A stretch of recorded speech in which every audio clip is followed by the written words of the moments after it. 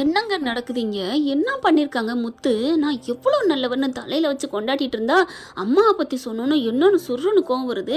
நல்லவர் தாங்க முத்து. இது வரைக்கும் நான் முத்து மாதிரி மனசு உள்ளவன் இந்த உலகத்தில் இருக்க மாட்டான். அந்த மனசு பியூர் கோல்டு. படிக்காதன் படத்தில் ரஜினிக்கு உள்ளது மாதிரி இந்த முத்துக்கு இருக்குது. டிரைவர்னாலே நல்ல மனசாத்தான் கொண்டு வராங்க கதைகளில் அப்படின்னு நினச்சிட்டு இருக்கேன். இன்னைக்கு அம்மாவை பற்றி உங்கள் அம்மா ஏன் அடுத்தவங்ககிட்ட சொன்னாங்கன்னு சொல்லும்போது சராசரி ஆம்பளை மாதிரி நடந்துக்கிட்டாங்க. அது ஏன்னு புரியலைங்க. நீங்கள் சொல்லிடுங்க சரியா தப்பான்னு கமெண்ட்ஸில். எனக்கு பாதி முழுசுமே தப்புன்னு தான் தோணுது. ஆனால் பார்த்தீங்கன்னா அதாவது சாதாரணமாக சொல்லியிருக்கலாம் மீனா கிட்ட. தப்பு இல்லைங்க, உங்கள் அம்மா ஏன் இப்படி போய் சொன்னிச்சுன்னு. ஆனால் கோச்சுக்கிட்டு சொல்கிறாரு பாருங்க, அதுதான் எனக்கு கோவம். ஆனால் இன்னைக்கு மீனா சொன்னது சரிதாங்க. அப்படியே சொன்னாலும் எங்கள் அம்மா இல்லாத போல சொன்னாங்க. அந்த வீட்டிலேருந்து ஒவ்வொரு நாளும் நான் சித்திரவதை அணிஞ்சிட்டு இருக்கேன்.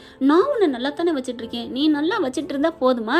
பொழுதுக்கும் வீட்டில் இருக்கவங்க எல்லாருக்கும் சமைச்சு போட்டாலும் என்ன சமைச்சிட்டேன், ஏ மீனா டீ கொண்டா, ஏ மீனா நீ படிக்காதவ, நீ ஒன்றும் இல்லாதவ, என்னென்ன பேச்சு. அதுவும் அந்த அந்த பார்லர் மக்களாம் சமைக்க சொல்லும். அதை விட எல்லாத்தையும் விட்டு தள்ளுங்க. மருமலை நீ திட்ட உரிமை இருக்கு. அந்த அம்மா சந்திரா ஒரு நாள் ஒரு நொடி அப்படின்னு மூச்சு விட்டுட்டு போயிருக்குமா அந்த வீட்டை விட்டு. எப்போ பார் நித்தியா கண்ட போன்னு ஐசுன்னு சொல்ற மாதிரி திட்டி திட்டி கழுவி ஊத்துனுச்சு. அந்த பொம்பளைய என் பிள்ளைய கொடுமைப்படுத்துறாங்க அப்படின்னு சொன்னது தப்பா போச்சான். இவங்களுக்கு மூக்குக்கு மேல கோவம் வந்துடுது. ஆத்தாளை பத்தி சொன்னதுனால இவரும் மூக்குக்கு மேல சொல்லிக்கிறாரு. என்னங்க நியாயம்? எனக்கு உண்மையில எனக்கு கோவம் தாங்க. இன்னைக்கு சீரியல்ல முத்துவர் போலி சாமியாரமா சொன்னாங்கிற காண்டி மீனாவை துரத்துனீங்களே இங்கே இருக்கக்கூடாதுன்னு சொல்லிட்டு அந்த புள்ள அழுதுட்டு போய் கிடந்துச்சே. அப்போ அக்கம் பக்கத்தில் தெரியாதா விஜயா கொடுமைக்காரி அப்படின்ட்டு. ஆனால் அதை விடுங்க, வீட்டில் பூக்கட்ட வந்தாங்களே அப்போ கொஞ்சம் நஞ்சமாக படுத்தி எடுத்துச்சு. என்ன மீனா இப்படிலாம் பண்ணுறான்னு அவங்களுக்கு தெரியாதா? அவங்க சொல்ல மாட்டாங்களா என்ன? அதே வீட்டில் போயிட்டு செருப்பால் அடிச்சுட்டு வந்த சத்யாவை அப்போ அது தெரியாதா என்ன? ஏங்க இவ்வளோலாம் விட்டு சந்திரா சொன்னதுனால மட்டும் இவருக்கு பட்டுக்குச்சான். என்னங்க நியாயம்? நான் சொன்னதை சொல்லிட்டு நீங்கள் தப்பான்னு கமெண்ட்ஸில் சொல்லிடுங்க. அப்புறம் இன்னொன்றுங்க, நம்ம சொட்டத்தில் சந்தோஷம் இருக்கார்ல, அவர் அப்பப்போ நல்லதாக தாங்க பேசுகிறாரு. என்னை யாரும் ஏமாற்ற முடியாது, நான் படித்தவன் அப்படின்னு மனசு சொல்கிறாரு. பார்த்தீங்களா? 2 வருஷம் ஒருத்தி உன்னை ஏமாத்திட்டு இருந்திருக்கிறா, அது தெரியலையா அப்படின்னு சந்தோஷம் சொல்லும்போது நான்லாம் சிரிச்சேங்க. யாரெல்லாம் சிரிச்சிங்கன்னு கமெண்ட்ஸில் சொல்லிடுங்க. வாங்க இப்போ வீடியோக்குள்ளே போகலாம் ஃப்ரெண்ட்ஸ். காலிங் பெல் அடிக்குது, டிங் டாங். அப்படியே யாருன்னு பார்க்குறாங்க. பார்த்தா சத்யா. ரேக்கா ஆடி போகிறாங்க. ஏய் சத்யா, என்ன திடீர்னு நிற்கிற? ஒரு வார்த்தை கூட சொல்லவே இல்லை அப்படின்னு சொல்ல, ஏன் நான் வரக்கூடாதா என்ன?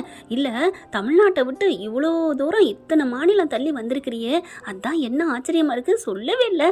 நானும் உனக்கு ஃபோன் பண்ணி பார்க்கல, சுவிட்ச் ஆஃப் நாட் ரீச் பண்ண வந்துச்சு அப்படி சொல்ல, எல்லாம் ஒரு சர்ப்ரைஸாக இருக்கட்டுன்னு தான் வந்தேன் அப்படின்னு முகத்தை தொங்க போட்டு சத்யா உட்கார. என்ன சத்யா என்னை தேடி வந்தியா? என்ன சொல்லுன்னு அவங்களுக்கு ஒரே கூசி தாங்க முடியல. வா வா வா, இப்போதான் நான் ரொம்ப பிறவி பலனை அடைஞ்சிருக்கேன் அப்படின்னு சொல்லிட்டு இருக்கைய கட்டி பிடிச்சிடுறாங்க. இவர் ஒரு சிரிப்பே இல்லாமல் சொரத்தே இல்லாமல் இருக்காரு. இங்கே பாரு ரேக்கா, நான் ஒன்று சொல்லுவேன், என்னை நீ தப்பாக எடுத்துக்கப்படாது அப்படின்னு சொல்ல. என்னடா நான் என்ன தப்பாக எடுத்துக்க போகிறேன்? என்னை பார்க்காம இருக்க முடியலன்னு தேடி வந்திருக்கேன், இதை ஏன் நான் தப்பாக எடுத்துக்க போகிறேன்? எனக்கு ரொம்ப சந்தோஷம் அப்படின்னு சொல்ல. இல்லை ரேக்கா, நான் ஒரு விஷயம் அப்படி பண்ணியிருக்கேன், அதை கேட்டதுக்கப்புறம் என்னை நீ வெறுத்துற மாட்டியே, எனக்கு நீ தான் முக்கியம்னு உன்னை தேடி வந்திருக்கேன். இங்கே பாரு, எப்போ நான் தான் முக்கியம்னு வந்துட்டியோ நீ என்ன பண்ணியிருந்தாலும் சரி, நான் உன்னை மன்னிச்சு ஏற்றுக்குவேன். என்ன அப்படி பண்ணியிருக்கிற? என்ன பண்ணாலும் ஏற்றுக்குவியா? ஏற்றுக்குவேன். உங்கள் அப்பா அம்மாவை ஏதாவது நான் பண்ணேன்னா, என்ன சத்யா ஏதாவது பண்ணியிருக்கிறியா? பத்தியா என்னன்னே சொல்லலை, அதுக்குள்ளே உன் முகம் ஒரு மாதிரியாக போகுது. இல்லை, நீ எதுவும் நியாயம் இல்லாமல் நீ எதுவும் பண்ண மாட்ட, காரணம் இல்லாமல் நீ இப்படி சொல்ல ஒரு மாதிரி ஆகுது. இல்லை நீ சொல்லு, நான் ஏதாவது பண்ணியிருந்தா என்னை ஏற்றுக்குப்பியா மாட்டியா? ஐயோ விடுப்பா, நான் அதெல்லாம் உன்னை ஏற்றுக்காம நான் யாரை ஏற்றுக்க போகிறேன்? நீ தான் எனக்கு முக்கியம். சொல்லு, அப்பா அம்மா எப்படி இருக்காங்க? நல்லா இருக்காங்கல்ல? பாத்தியா நான் ஏதோ பண்ணியிருப்பேனான்ட்டு அதை பார்த்து உறுதி தெரிஞ்சுக்கணும்னு நீ கேட்குற, அப்படித்தானே? ஐயோ அப்படிலாம் இல்லை சத்யா, என்ன நடந்துச்சு சொல்லு. எங்கள் அம்மா ஏதாவது பண்ணிட்டியா? ஏறக்கா இப்படிலாம் கேட்குற? நான் அப்படிப்பட்டவனா? ஐயோ அப்படிலாம் இல்லை, நீ தானே இப்படி சொல்கிற, நீ சொன்னால் நான் நம்புவேன்ல அப்படி சொல்ல. சரி நான் அப்படிலாம் பண்ணலை, நான் நடந்தது ஒன்று, மனசாட்சியை விட்டுட்டு செஞ்சேன்னா என்னன்னு தெரியல. ஆனாலும் உங்கள் அம்மாவெலாம் பண்ணதுக்கு நான் பண்ணது கரெக்டு தான் தோணுது. ஐயோ என்ன பண்ணி வச்சிருக்க சொல்லு சத்யா அப்படின்னு ரேகா கேட்க, சத்யா நடந்தது அப்படியே ரிவைண்ட் பண்ணுறாங்க. இல்லைங்க, ஃப்ளாஷ்பேக். அங்கே பார்த்தீங்கன்னா அவங்க அப்பா சொன்னார் இல்லையா, கொஞ்சம் டைம் கொடு காசுக்கு அப்படின்னு சொல்லிட்டு அதே மாதிரி கூப்பிடுறாரு சத்யாவை. சத்யாவும் போகிறாங்க. என்ன சார், என்ன விஷயம் சார், என்ன சார் யோசனை, என்ன பண்ணி வச்சிருக்கீங்க அப்படின்னு கேட்க, இருப்பா, உனக்கு நான் கொடுக்கலான்னு இருக்கேன், உதவி பண்ணலான்னு இருக்கேன், ரொம்ப தேங்க்ஸ் சார் அப்படிங்கிறாங்க. இரு நம்மளை பொறுத்த வரைக்கும் ஒரு அத்தாச்சி, ஒரு ஆதாரம், பத்திரம் எதுவும் இல்லாமல் காசு கொடுக்க மாட்டோம். ஒரு 10,000 கொடுக்குறதா இருந்தா கூட. ஆமாம் சார், தெரியும் சார். இதே சார் இப்போ சொல்கிறீங்க? இல்லைப்பா, நீ வேலை பார்க்குற பையன் தான் இல்லைங்கள, உன்னை யாருன்னு தெரியும் தான் இல்லைங்கள, நைட்டோட நைட்டா எங்கிட்ட ஓடி போயிட்டா என்ன பண்ண முடியும், 10 லட்சம் சும்மாவா இருக்கு அப்படி சொல்ல, சார் என்ன சார் சொல்கிறீங்க? அட ஆமாப்பா, எந்த ஒரு இதுவும் இல்லாமல் சாட்சி அது இதுன்னு இல்லாமல் எப்படி கொடுக்க முடியும்? சார் இதை சொல்கிறதுக்கு தான் கூப்பிட்டீங்களா? இரு நான் சொல்ல வர்றதை முழுசாக சொல்ல விடு. ஆனால் அப்படி இருக்கல, உனக்கு 10 லட்சம் இல்லை, உனக்கு எவ்வளோ தேவையோ அவ்வளோ நான் தர்றேன் அப்படின்னு சொல்ல, சார் என்ன சார் சொல்கிறீங்க? அட ஆமாப்பா, அப்புறம் எல்லாம் கேள்விப்பட்டேன், இந்த பத்திரம் முழுக்க போகிறது, உங்கள் வீடு சீல் வச்சுருக்குது எல்லாமே என் பொண்டாட்டி கொடுத்த காசு தானாமே அப்படி சொல்ல, ஆமாங்க சார் அப்படிங்கிறாங்க. எவ்வளோ இன்னும் கொடுக்கணும்? 38 லட்சமா? ஆமாம் சார் அப்படின்னு சொல்ல, 38 லட்சம் அது கிடைச்சா எவ்வளோ சந்தோஷமாக இருக்கும் உனக்கு. ஐயோ சார் நீங்கள் என் தெய்வம் சார். தெய்வம்லாம் வேணாம், காலில் விழுகிறாரு சத்யா, காலையும் விழுகாத, உனக்கு நான் என்ன வேணாலும் பண்ணுறேன், ஆனால் நீ அதுக்கு ஒரு பண்ணணும் அப்படின்னு சொல்ல, என்ன சார் பண்ணணும்? நீ உன்னோட உயிரை விடணும். சார் என்ன சார் சொல்றீங்க? ஆமாடா, உனக்கு இப்ப யார் உயிரை நினைச்சிட்டு இருக்க அதை சொல்லு அப்படி சொல்ல, ஐயோ லவ் தெரிஞ்சிருச்சு போல இருக்கே அப்படின்ட்டு, சார் நீங்க என்ன சார் சொல்ல வர்றீங்க? இங்க பார், கேட்டதுக்கு பதில் சொல்லு, கரெக்டா சொல்லணும். நீ இப்போ உன் உயிரா நினைக்கிறது எது சொல்லு அப்படி சொல்ல, சார் அது வந்து சொல்லுடா. சார் உங்க பொண்ணு ரேகா தான் சார்.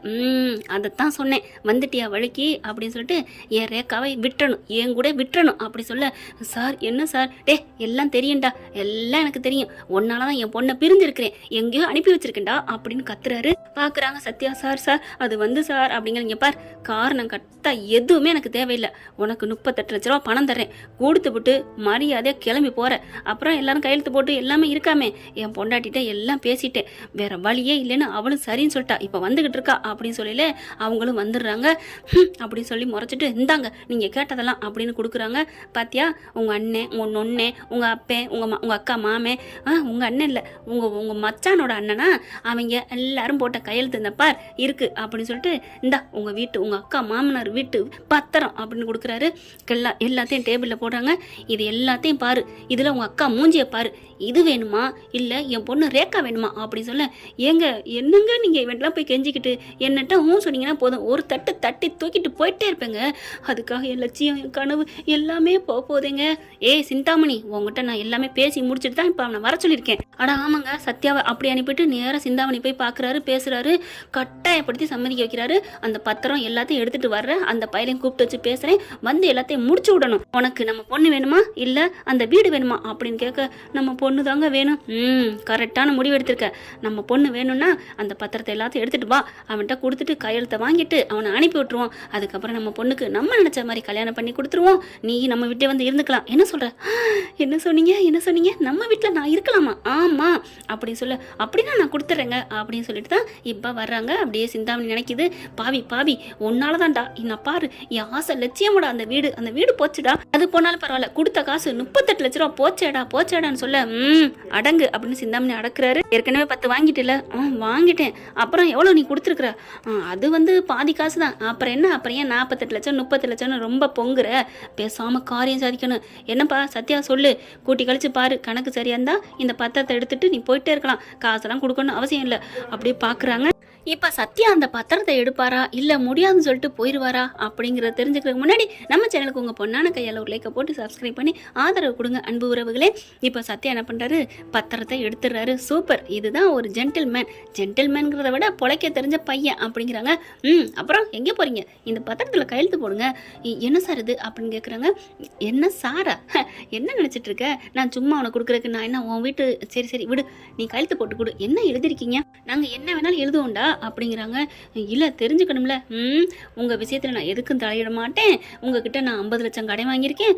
என்னது 50 லட்சமா? ஆமா, இப்ப வாங்கியிருக்கீல்ல சார், இது 38 லட்சம் தான் சார் அப்படின்னு சொல்ல, பார் நீ எப்படியும் நாளைக்கோ வரப்போறதில்ல, எத்தனையோ நாள் கழிச்சு வரப்போற, அதுக்கு வட்டி குட்டியெல்லாம் போடணும்ல.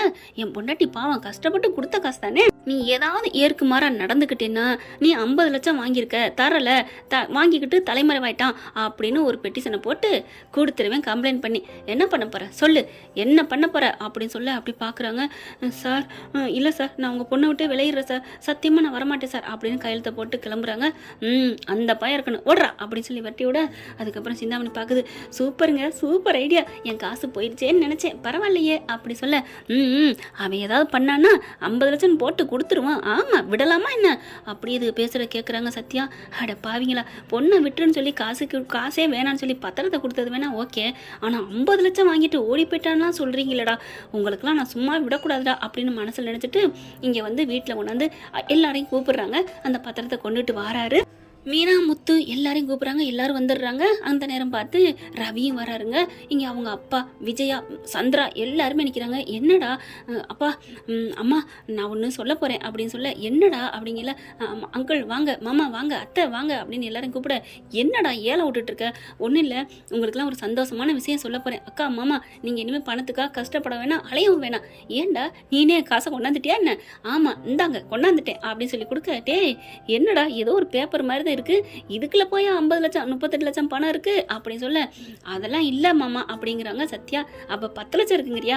மீனா உடனே, ஏங்க 10 லட்சமா இருந்தாலும் இது கட்டே காணுமேங்க, ரூபா நோட்டு கட்டே காணுமே, வெறும் தாள் மாதிரி இருக்கு. தாள் தான்க்கா தாள் தான், காசை கொடுத்துட்டு அந்த பத்திரத்தை திருப்பி வாங்கிட்டு வந்துட்டேன் அப்படின்னு சொல்ல, என்னடா சொல்ற, யார்கிட்ட கொடுத்த, எப்படி கொடுத்த அப்படிங்க, நான் சிந்தாமணிகிட்ட இந்த பத்திரத்தை வாங்கிட்டு வந்துட்டேன் அப்படின்னு சொல்லிட்டு எடுக்கிறாங்க. வெளியில எடுத்தோன்னு பார்த்தா டபக்குன்னு விஜயா புடுங்குது. என் வீட்டு பத்திரம் என் கண்ணில் காமிச்சிட்டியாடா அப்படி சொல்ல எல்லாரும் வாங்கி பார்க்குறாங்க. அண்ணாமலை வாங்குறாரு, அடுத்தடுத்து வாங்க. சந்திரா பார்க்குது, எப்படிரா ஏதுடா அந்த பத்திரம் அப்படின்னு கேட்க, நான் தான்மா வாங்கிட்டு வந்தேன் அப்படிங்கிறாங்க. எப்படிரா அவள் கொடுக்க மாட்டாளடா? மீனா பார்க்குறாங்க, முத்துவும் பார்க்குறாங்க. டே என்னடா அப்படிங்கல, ஆமாம் நான் கொடுக்க முடியாத விலையை கொடுத்துட்டு இந்த பத்திரத்தை வாங்கிட்டு வந்திருக்கேன். மீனாவுக்கும் முத்துக்கும் புரிஞ்சு போயிடுது. டே என்னடா சொல்கிற? ஆமாப்பா ஆமாக்கா ஆமாம் மாமா அப்படிங்கிறாங்க. என்னடா சொல்கிற? என் உயிரை அவங்ககிட்ட கொடுத்துட்டு தான் இந்த பத்திரத்தை வாங்கிட்டு வந்திருக்கேன்.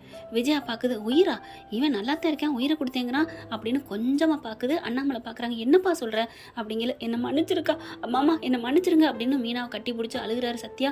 டேய் என்னடாச்சு, என்ன சொல்லு, ஏன்டா அழுகிற, சொல்லுடா சொல்லு அப்படின்னு அழுக, நான் அவங்க பொண்ணு காதலை விட்டு கொடுன்னு சொன்னாங்க அப்படின்னா அந்த கடனை திருப்பி தந்துடுறேன், உன் அக்கா மாமா குடும்பம் எல்லாம் நல்லா இருப்பாங்க, இல்லைன்னா நான் உலர போட்டுருவேன்னு சொல்லி ரொம்ப பேசினாங்க. நான் நினச்சி பார்த்தேன், என் காதல் பெருசா என் அக்கா குடும்பம் பெருசான்னு சொல்லி யோசனை பண்ணி பார்த்தேன். அதனால அதுக்கப்புறம் என் காதலை விட நீங்கள் எல்லாரும் நல்லா இருக்கணும், அதுக்கு தான் மாமா இப்படி பண்ணேன் அப்படின்னு அண்ணாமலை பார்த்து சொல்ல, விஜயாவுக்கு அப்படியே ஆடி போகுது. ஆமாம் ஆண்டி, நீங்கள் ரொம்ப கஷ்டப்படுறது எனக்கும் கஷ்டமாக தான் இருந்துச்சு. நீங்கள் எல்லாரும் ஒரு குடும்பத்தில் ஒன்றா இருந்தவங்க, நீங்கள் இப்படிலாம் இருக்க வேணாம், என் அக்கா நல்லா இருக்கணும், அதுதான் என்னோட ஆசை, அதுக்காக தான் என் காதலை தியாகம் பண்ணிட்டேன் அப்படின்னு சொல்லி அப்படியே அழுகுறாங்க.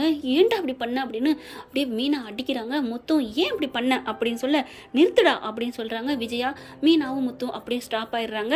என்னமோ டச் அவுட் சொன்ன மாதிரி விஜய் அப்படியே வருது. ஏண்டா உன் அக்கா குடும்பத்துக்காண்டி உன் காதலை விட்டு கொடுத்துட்டு வந்தியா? இந்த காலத்தில் யாருமே விட மாட்டாங்களேடா.